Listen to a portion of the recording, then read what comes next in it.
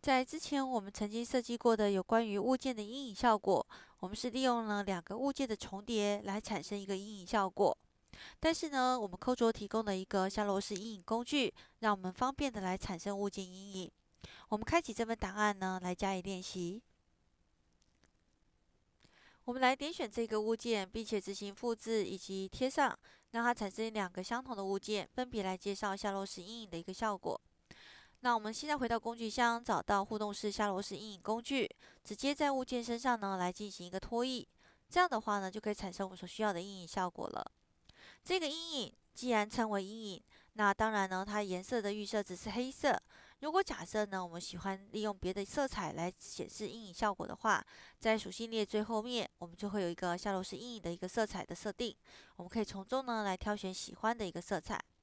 那另外呢，在前方是我们的一个颜色的一个色相调和，那我们可以透过呢原有的色彩跟我们这边的条件呢来做一个相加或相减的动作，甚至于像反转。好，所以呢，这就是我们简单的一个色相呢调整的一个地方。那除此以外呢，在整个颜色上，如果假设呢我们的这个显示位置，我们需要呢重新调整的话，点选我们右下角阴影方块的位置，就可以重新调整阴影显示的位置了。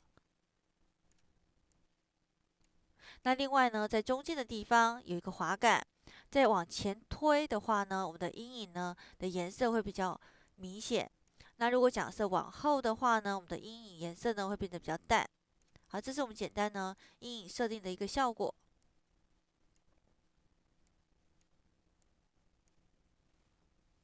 如果假设想要取消这个阴影效果的话，在我们的这个属性列最后方，一样有一个清除夏洛式阴影功能，直接进行一个点选，物件身上的这个阴影效果就不见了。那另外呢，我们再来看到是，如果假设呢，我们重新要设定的话，一样进行一个拖曳的动作就可以了。好，我们重新进行拖曳，这样的话呢，我们的阴影效果又出现。除此以外呢，我们来看到上方属性的地方，针对我们的阴影，它的羽化效果呢，这边提供了不同的变化。例如说，我们针对呢这个阴影要做向外扩的一个方式。好，那我们颜色呢稍作修正。那紧接着呢，我们再来看到的是呢中间，还有呢我们向内。好，那各位呢可以看到呢几种不同的羽化效果。那另外呢，在设定了这几个羽化效果以后，后方会有一个阴羽化边缘的一个效果进来。我们来看一下，也就是说我们的阴影的这个边呢，要不要做一个线性，或者是我们的方形，或者是我们的反转、平面的一个显示，这都是呢针对我们的这个阴影它的一个边缘的一个羽化效果。好，那紧接着我们来看到前方是我们的阴影羽化功能，在这边我们可以进行一个简单的微调。让我的羽化呢能够更加的明显。还有我们的透明度，那透明度刚刚有跟各位介绍呢，可以利用呢中间的这个滑杆来加以设定。这个就是简单呢，我们针对这个物件来设定的一个下落式阴影的一个基本设计。当然，我们在设定我们的这个所谓的下落式阴影功能呢，如果每一次都要自己来设计的话呢，事实上很花时间。所以同样在前面呢，它也提供了一个预设清单。我们透过这个预设清单里面的这个预览图，就可以很快速的来完成你所需要的一个阴影效果。好，那各位呢就可以发现到呢，很快速的就可以完成我们几个阴影效果。再重新设定呢我们所需要的色彩，这样的话就可以简单完成我们下落式阴影的一个设定。接着呢，我们来看到下方，我们在下方帮各位准备了两个圆形图形，框选我们的这两个图形以后，利用上方的交叉，将这两个图形予以修剪，我们就可以很快速的呢得到一个花瓣的一个图形，将圆予以删除。得到了这个花瓣的样式以后呢，我们利用旋转45度的方法，中心点向下，进行几个再制的动作。好，完成以后呢，我们进行一个焊接，并且呢填上我们所需要的颜色，这样的话就可以完成一个简单花瓣的样式。在这里头，我们需要呢几个不同图形，以水平垂直放大为130，再制一个进来。不过这个的话呢，填色是不要的，我们需要的是线条，并且将我们的线条呢，它的这个样式呢设定为虚线。好，我们稍微设定大一点的虚线效果。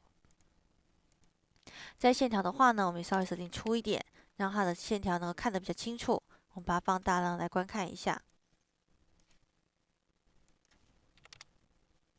好，那我们现在呢将它予以缩小，整页。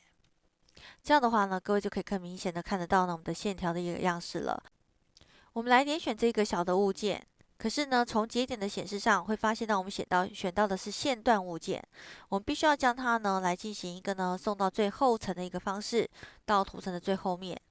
这样的话呢，我们就不会去影响到我们的中间的点选。从节点的显示上，我们发现到我们已经选到这个小的图形。接着我们回到工具按钮里头，找到互动式下落式阴影工具。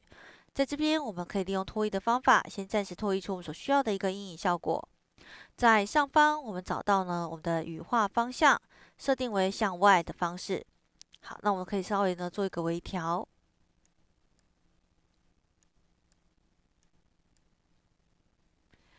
我们后方的这个呢曲线，主要的目的就是要来规范我们阴影所显示的范围。紧接着呢，在颜色上的话，当然不好看，所以我们可以等一下重新设定。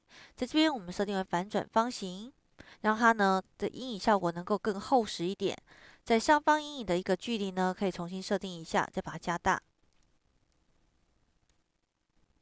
好，紧接着呢，我们将颜色设定为跟我们原物件的方式是一样的。这样的话呢，就可以完成简单阴影的设定。那我们现在呢，将中间这个物件呢，把它搬移开来，含有阴影效果。这是我们的一个线条。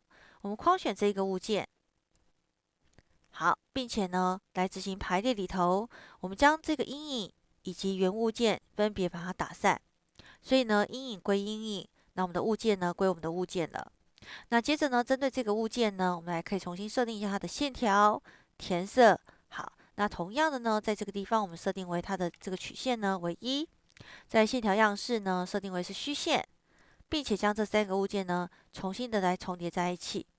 好，那我们将中间呢设定为白色，重新的将它呢做一个对齐，水平垂直介质中应用一下。好，这样的话呢，我们可以简单完成一个花式的一个图形的设计了。好，我们重新进行框选、对齐。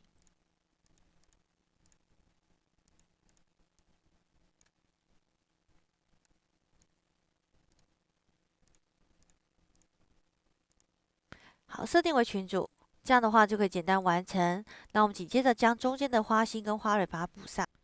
我们利用简单的圆形以及矩形，再套用上不同的色彩，这样的话呢，就可以完成一个花瓣当中的一个花蕾的设计。我们将它做成群组，并且呢，将它予以我们的整个花的一个样式呢，来做一个自动对齐，并且将它们全部做成群组效果。这样的话，很快就可以完成一个阴影设计出来的一个花瓣的一个样式了。